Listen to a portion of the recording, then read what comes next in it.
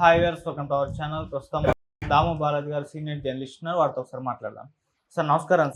Sir Pak ఆర్మీలో చీలికలు వచ్చాయని చెప్పేసి వాళ్ళ మేజరే చెప్తున్నాడు సార్. అంటే ఆర్మీ చీఫ్ ఏమో, జనరల్ ఏమో యుద్ధాన్ని కోరుకుంటున్నాడు, ఆర్మీ మొత్తం సైనికులు ఏమో యుద్ధాన్ని వద్దంటున్నారు. ఈ విధంగా వాళ్ళ మధ్య అభిప్రాయ భేదాలు వచ్చేస్తాయి అని చెప్పేసి చెప్తున్నారు. అసలు ఏం జరుగుతుంది పాక్ ఆర్మీలో? మరి ఈ టైంలో అసలు ఆ యుద్ధానికి సన్నద్ధమయ్యే అవకాశం ఏమన్నా కనిపిస్తుందా? మరి మీరేం చెప్తారు సార్ దీనికి సంబంధించి? యాక్చువల్గా పహల్గామ్ దాడి వెనక పాకిస్తాన్ మిలిటరీ జనరల్ ఎవరైతే ఉన్నారో ఆర్మీ చీఫ్, ఆయన పేరు అసీం మునీర్ ఏంటంటే అతను బాగా ఇస్లామిస్ట్ అంటారు వాళ్ళని. ఇస్లాం అంటే ఖురాన్ అవన్నీ చదువుకొని ఇస్లాం మతాన్ని నమ్మి ఇస్లాం మతమే అల్టిమేటర్ని, మిగతా ఏ చట్టాలని ఏ మతాలని గౌరవించకుండా ఉండేవాడిని ఇస్లామిస్టులు అంటారు. అట్లాంటి ఇస్లామిస్టు ఆయన. సో వాళ్ళ నాన్న కూడా ఇస్లామిస్టు. సో ఇప్పుడు ఆయనది టెన్యూర్ కూడా అయిపోతుంది. 2 కారణాలతో అతను ఈ పనికి పూనుకున్నాడని చెప్తారు. ఒకటి, అతని టెన్యూర్ని ఇంకొంత 2 ఏళ్ల పాటు పెంచుకోవాలని. 2, అతను రాజకీయాల్లోకి రావాలని. అందుకని తను పాపులర్ అయ్యి చూడు ఇండియాని దెబ్బ కొట్టగలిగాడు ఈ మునీరు అనే ఒక పేరు తెచ్చుకుంటే ప్రజల్లో పాపులారిటీ వస్తుంది, రేపొద్దున మనం ఎన్నికల్లో పోటీ చేయొచ్చు అన్న ఒక యాంగిల్లో దీన్ని తీసుకొచ్చాడు. అందుకని జరగడానికి 2 రోజుల ముందు ఆయన పాకిస్తాన్ ఎన్ఆర్ఐ సదస్సులో మాట్లాడుతూ పాకిస్తాన్ ఈ కాశ్మీర్ అనేది పాకిస్తాన్కి జోగులర్ వెయిన్ అన్నాడు. జోగులర్ వెయిన్ అంటే జీవనాడి, అంటే మన తల నుంచి ముఖానికి హార్ట్కి బ్లడ్ని తీసుకుపోయే వెయిన్స్ని జోగులర్ వెయిన్స్ అంటారు. జీవనాడి అనొచ్చు తెలుగులో. సో అంటే కాశ్మీర్ అనేది మాకు జీవనాడి లాంటిది, మేము దాన్ని వదిలిపెట్టము, అక్కడ విరోచితంగా హీరాయిక్గా పోరాడుతున్న వాళ్ళకి మా సపోర్ట్ ఉంటుంది, ఇవన్నీ వాగాడు. అట్లాగే హిందువులు ముస్లింలు క్లియర్గా ప్రతి విషయంలో కూడా వాళ్ళకి మనకు సంబంధం లేదు, మనం డిఫరెంట్గా ఉంటాము, ఇవన్నీ కూడా మాట్లాడడం మొదలుపెట్టాడు. సో కావాలనే రెచ్చగొట్టే విధంగా అక్కడ మాట్లాడాడు. దాని తర్వాత కూడా నిన్న కూడా ఆయన మాట్లాడాడు. నిన్న కూడా అదే ధోరణితోనే, రెచ్చగొట్టే ధోరణితోనే మాట్లాడుతున్నాడు. సో ఇప్పుడు ఏంటంటే మోడీ ఒక తీవ్ర హెచ్చరిక చేసినాడు. మా దేశంలో టెర్రరిజం చేసిన వాళ్ళని మేము ఐడెంటిఫై చేస్తాము, ట్రేస్ చేస్తాము, పనిష్ చేస్తాము, కలలో కూడా ఊహించని స్థాయిలో పనిష్మెంట్ ఉంటుంది, ఓన్లీ టెర్రరిస్టులకే కాదు వాళ్ళ బ్యాకర్స్కి కూడా ఉంటుంది అని ఎప్పుడైతే మోడీ తీవ్రమైన స్వరంతో హిందీ మాట్లాడుతూ ఇంగ్లీష్లో కూడా డీటెయిల్గా ఇది చెప్పాడో, ఇది ప్రపంచవ్యాప్తంగా సంచలనం అయిపోయింది. ఈ స్థాయిలో ఎప్పుడు కూడా ఇండియన్ గవర్నమెంట్ బెదిరించలేదు. అట్లాగే గత 6 దశాబ్దాలుగా ఇండస్ వాటర్ ట్రీటీ, అనేక యుద్ధాలు, 3 యుద్ధాలు జరిగాయి ప్రధానంగా మనకి. 1965, 71, 98. ఈ 3 కాకుండా మళ్ళీ చిన్న యుద్ధాలు కూడా లెక్కేసుకోవచ్చు. ఇన్ని జరిగినా కూడా ఈ వాటర్ ట్రీటీని మనం ఇప్పటివరకు ఆపలేదు. కానీ ఫస్ట్ టైం ఆపాలనే నిర్ణయం తీసుకున్నారంటే ఏ స్థాయిలో ఉందో మనం ఊహించుకోవచ్చు పాకిస్తాన్ యొక్క టెర్రరిస్ట్ యాక్టివిటీ. సో దీనికంతా కారణం అసీం మునీరే అని నిన్న ఎక్స్ మేజర్ అదిల్ రాజా అనే ఒక ఎక్స్ మేజర్ నిన్న అనౌన్స్ చేశాడు.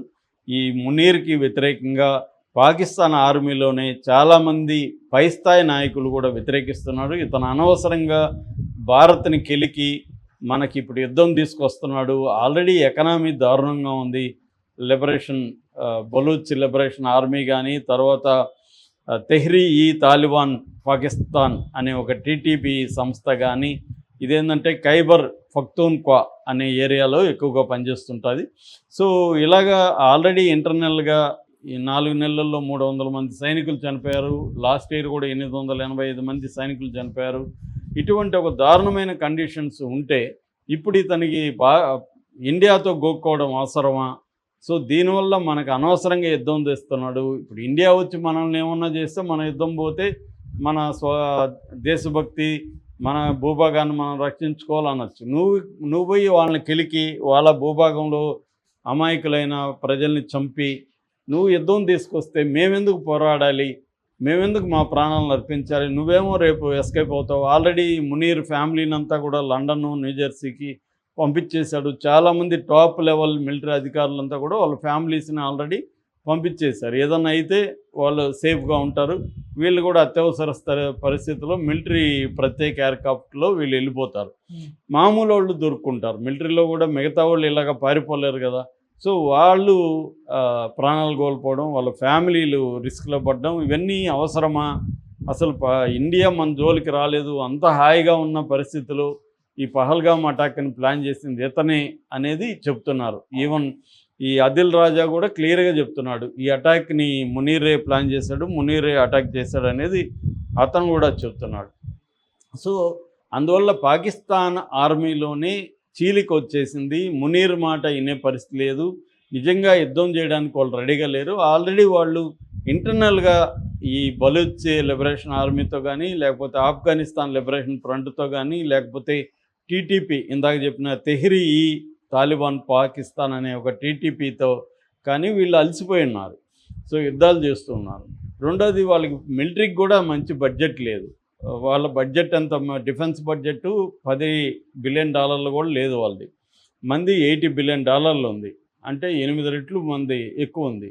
సో ఈ స్థాయిలో ఉన్నప్పుడు వాళ్ళు ఎందుకు పోరాడాలి అంటే ఒక మొరైల్ అంటారు, మిలిటరీ మొరైల్ అనేది ఇంపార్టెంట్. మన మిలిటరీకి ఏమో అగ్రెసివ్గా ఉన్నారు, ఎక్స్ మిలిటరీ వాళ్ళు కూడా మేము కూడా చేరుతామంటున్నారు. మన మొత్తం సైన్యంలో, మన మొత్తం ప్రజల్లో 140 కోట్ల మందిలో 50 కోట్ల మంది యూత్ ఉన్నారు, 50 కోట్ల మంది రెడీగా మిలిటరీకి వెళ్ళి రేపు అత్యవసరంగా అందరూ మిలిటరీలో చేరాలి 50 ఏళ్ళ లోపల వాళ్ళంటే 50 కోట్ల మంది మనకి రెడీ అయిపోతారు. సో ఆ స్థాయిలో ఉంది మన కండిషను. అక్కడ అది లేదు. అక్కడ ఏంటంటే ప్రతిపక్షాల ఇది లేదు, ప్రతిపక్షాలంతా మూసేశారు, జైళ్ళల్లో పెట్టారు. ఇమ్రాన్ ఖాన్ ఎప్పటి నుంచో జైల్లో మగ్గుతున్నాడు. ప్రతిపక్షాలకు వాయిస్ లేదు, పౌర సంఘాలకు వాయిస్ లేదు. సో ప్రజలు కూడా తిరుగుబాటు చేస్తున్నారు. ప్రజల్లో కూడా మిలిటరీ వాళ్ళు, ప్రజలు అనేక మంది పోస్టులు చూస్తే ఎక్స్లో విపరీతంగా పోస్టులు పెడుతున్నారు, వారొద్దు అని. మేము ఆల్రెడీ అడుక్కు తింటున్నాంరా, మనకి ఇప్పుడు యుద్ధం అవసరమా?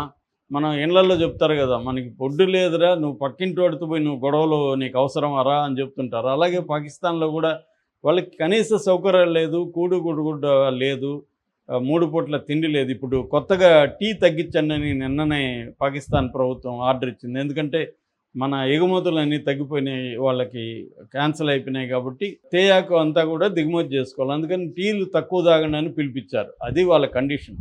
అంటే టీ తాగడానికి వాళ్ళకి ఇది లేదు. అట్లాంటప్పుడు వాళ్ళకి ఎందుకు యుద్ధం, వాళ్ళకి ఎందుకు టెర్రరిజం, వాళ్ళ ఎకనామీ మీద ఫోకస్ చేయొచ్చు. మనం అదే పని చేస్తున్నాం కాబట్టి ఇవాళ మంది 5వ ప్లేస్లో ఉంది ఎకనామీలో.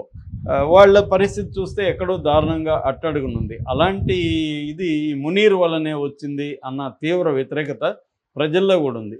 నిన్ననే నేను కూడా ఒక పోస్ట్ చూసా, అదేంటంటే సోల్జర్ స్పోక్ అనే ఒక ఐడితో పెట్టారు. అందులో క్లియర్గా మాకు యుద్ధం వద్దు, మాకు కావాల్సింది ఏమంటే కనీస సౌకర్యాలు కావాలి, గుడ్డ కావాలి, మాకు లైవ్లీహుడ్ చూపించండి, ఇవి వదిలేసి యుద్ధం చేయమంటారు ఏంటి? అసలే మనం బడ్జెట్ లేకుండా ఉంటే మన దేశంలో యుద్ధాన్ని అంటే మాటలు కాదు. యుద్ధం అంటే ఇవాళ వెరీ కాస్ట్లీ, డబ్బులు ఖర్చు పెట్టాలి, దాని తర్వాత దేశంలో అనేక పనులు ఆగిపోతాయి,